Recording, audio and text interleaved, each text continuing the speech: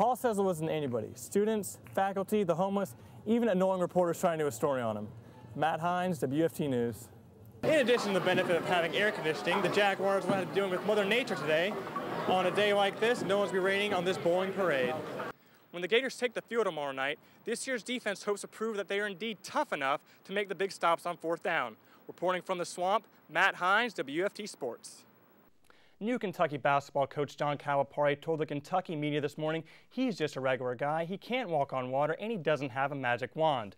Kentucky and its fans aren't asking him to perform any magic, just to win basketball games. While the current display at Shands will be coming down next week, the ladies will still be here every other Thursday to draw new portraits. Matt Hinze, WFT News.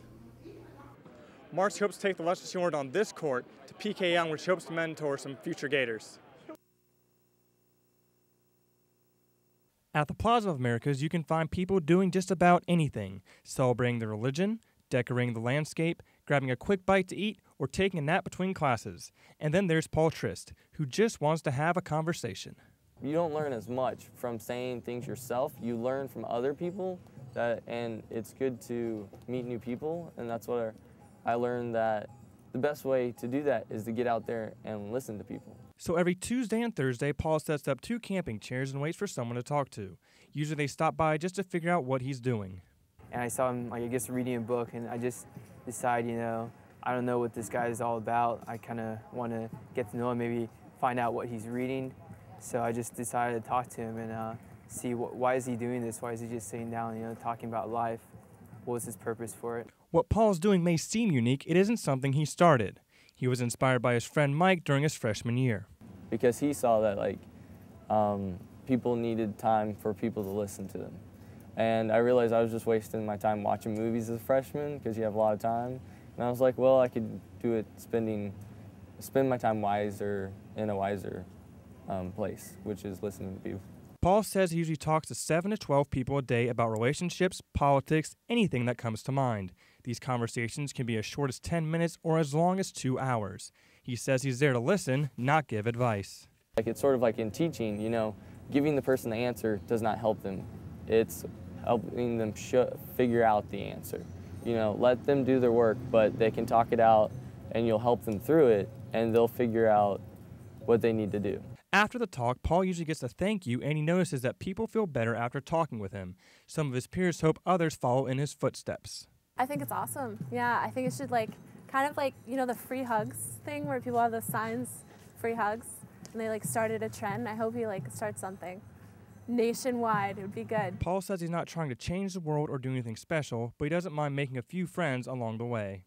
Usually you think you're going to just see them once and then leave, but when you start coming a lot, they're there too, so they sit and talk still. So it's cool that I've actually had that happen. Paul says it wasn't anybody. Students, faculty, the homeless, even annoying reporters trying to do a story on him. Matt Hinze, WFT News. After a tough practice Monday morning, several Jacksonville Jaguars spent the afternoon relaxing at Jack's Lanes for a good cause. Jags long snapper Joe Zelenka teamed up with the Ronald McDonald House to host his 4th annual Celebrity Bowling Classic. Zelenka says he hosts a tournament to help families that come to Jacksonville for medical care. Jacksonville has the greatest hospitals in the world, arguably, and a lot of people come here from all over the world.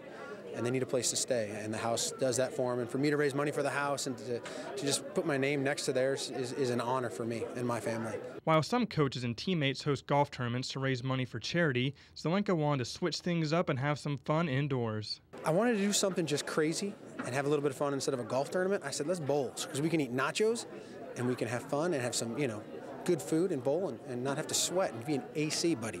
AC. It's huge. In addition to the benefit of having air conditioning, the Jaguars will have to deal with Mother Nature today. On a day like this, no one's be raining on this bowling parade. David Garrard and Maurice Jones-Drew were among the 26 Jags taking their shots down the lanes. Garrard says it's important to support teammates, especially when it's for charity. Anything to just come out and help Josie, first of all, and then for his cause, to be able to do that. Guys just helping teammates, that's what we're all about. The Bowling Classic raised over $50,000, and Zelenka hopes to raise even more money next year. Matt Hinze, First Coast News, your news leader. Marley Plummer and Adria Klausner have had a passion for art since they were children. For Klausner, it first appeared during her childhood in Italy. I went and saw all those beautiful, gorgeous paintings, Michelangelo and Da Vinci, and I said, I can't do this. I'll never be this good.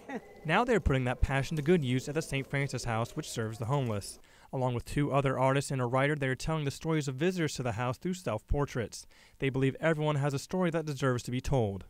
A lot of different stories, and it makes you realize that you're very close to possibly being on the street yourself, especially in times like this when all these things are happening. Their exhibit is called Faces, Telling the Stories. Through the Shands Art and Medicine program, the portraits are displayed at the Davis Cancer Center Pavilion. While they are proud to see their work on display, they hope the spotlight remains on their subjects. I think I'm doing a little bit of good in society, and when we have these shows, I hope that the public at large recognizes the uniqueness of the individuals at St. Francis. While the current display at Shands will be coming down next week, the ladies will still be here every other Thursday to draw new portraits. Matt Hinze, WFT News. Now we'll go to Matt Hinze with sports. I know Florida State is my favorite rivalry, and I hear there have been some exciting baseball games against the 2 teams. Yeah, that's right, even in softball as well. As you all remember last week, there was that exciting walk-off in softball. We've had 2 close games in baseball this season. After splitting the first 2 matchups of the season, the Gators and Knowles squared off one last time on the diamond to settle the season series in Tallahassee. The Gators jumped on Florida State starter Bo Odell early, scoring 5 runs in the first inning, including a 3-run home run by Avery Barnes. Gators win 10-2. Freshman Greg Larson picked up his 3rd win of the season. Gators will take on Stetson tonight at McKeithen Stadium at 6:30. The New York Yankees spent nearly $500 million to get back on top of the AL East. It looked like wasted money when they were blown out 15-5 in Tampa on Monday, but Tuesday was a different story. In the top of the 4th, Nick Swisher gives the Matt Guards a fastball ride deep to right center to make it 2-0 New York. And then as the Yankees lead 4-2 in the top of the 9th, Derek Jeter, the captain, drives one the other way to put this one out of reach. Yankees win 7-2. And in Miami, Braves starter Javier Vazquez struck out 12 batters last night, but he can't get Dan Uggla here, who drives in 2 runs. That'll be all the runs the Marlins would need as they go on to win 5-1. The Marlins have no problem feeling lonely at the top of the NL East with a 6-1 record.